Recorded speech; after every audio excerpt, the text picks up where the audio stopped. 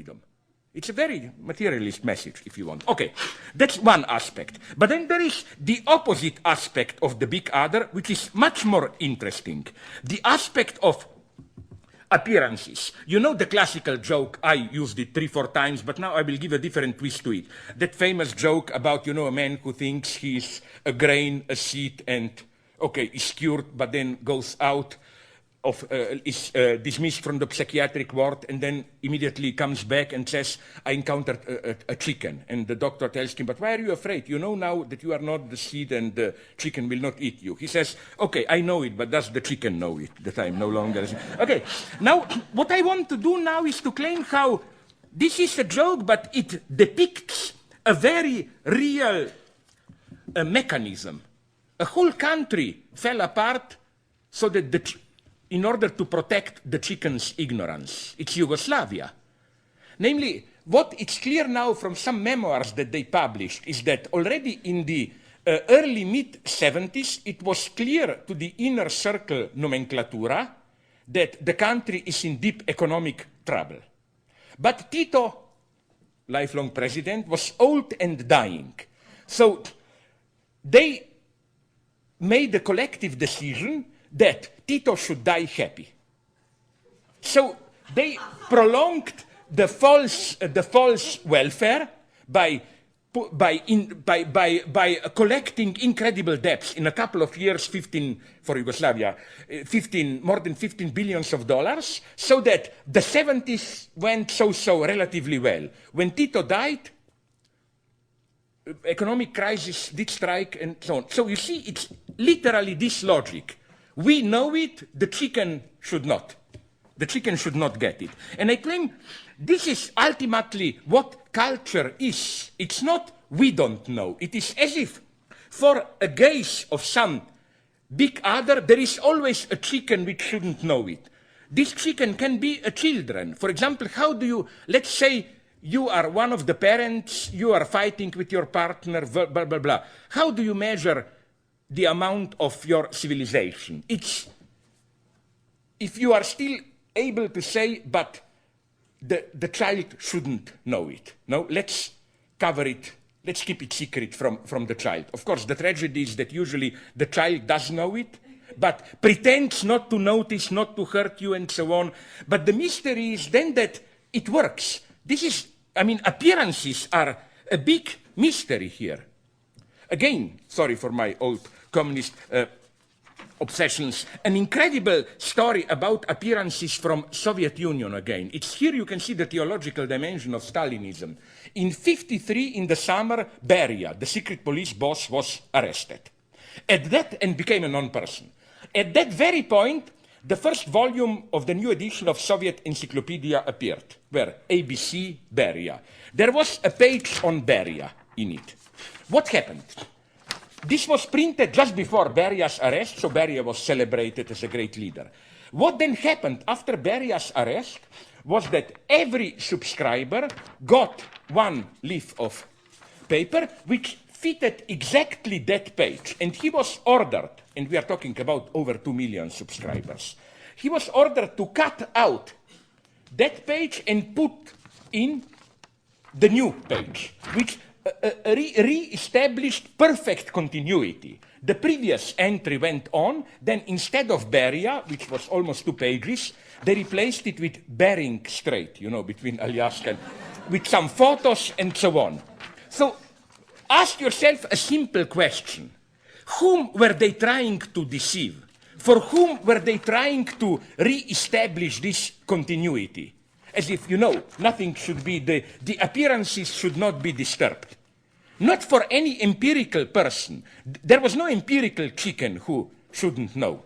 The chicken was the big other, because every empirical person knew it, because he had to do it, to cut it out, put it in, and so on.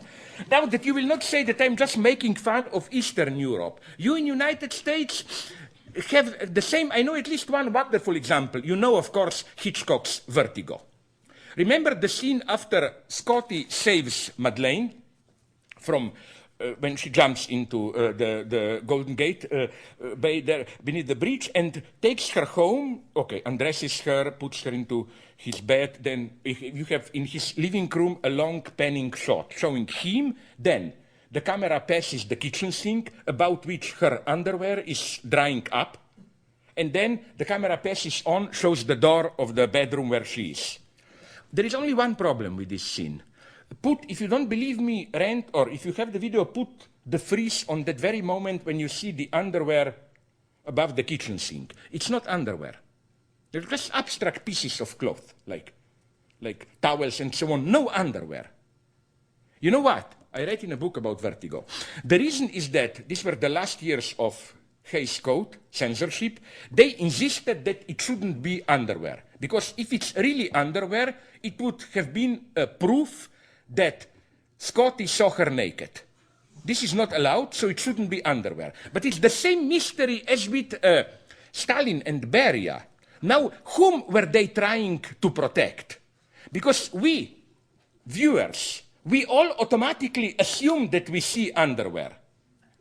There is. So, in other words, there is a big other here. So, if you allow me a little bit more, please. I would like now to give you 3 examples. Okay, I will try to condense it a little bit.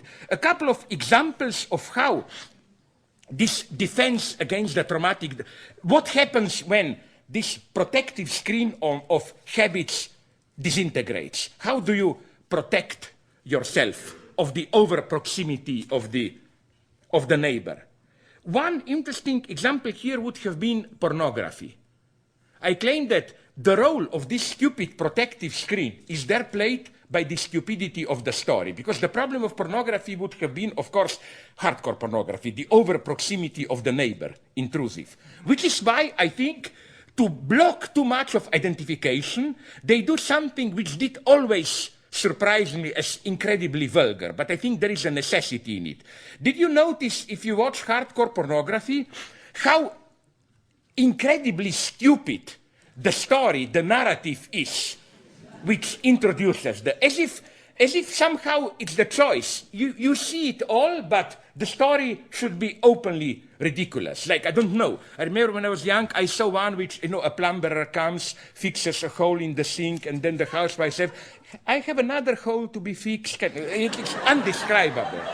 Now, people are telling me, but today this is falling apart. You have this, especially French, Catherine Breillat, romance, and so on, films which try to combine really engaged melodrama with hardcore pornography.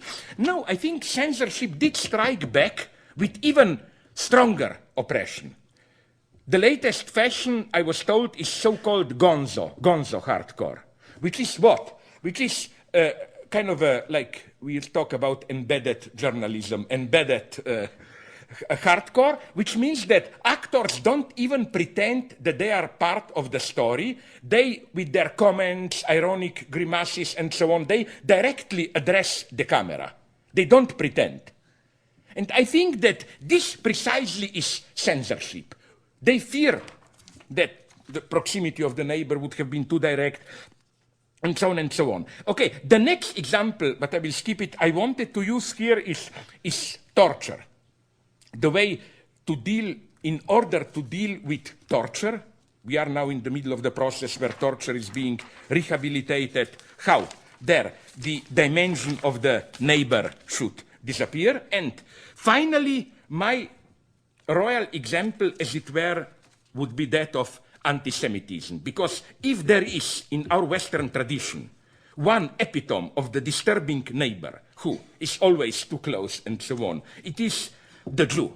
So let me make my position very clear here. Of course, I totally reject those leftists who think that because of the international situation, all the suffering of the Palestinians and so on, one should make compromises and tolerate a little bit of anti-Semitism. Like, one should understand them, No, I think that anti-Semitism is for me the zero-level ideology. You don't make compromises there. To put it quite metaphysically, it's always bad. But something very strange is happening is happening recently. I think that we are witnessing a strange new mode of anti-Semitism, and before you start shouting, I will give you a proof, at least wait to the end of my argument, Zionist anti-Semitism. Why? This idea came to me when I was in Israel with my friends, like my cinema maker Udi Aloni. We had a debate, and then he was ferociously attacked by hardline Zionists there. What did strike me is how the criticism reproduced all the usual cliché against the Jews in the West. The reproach was, you just pretend to be one of us.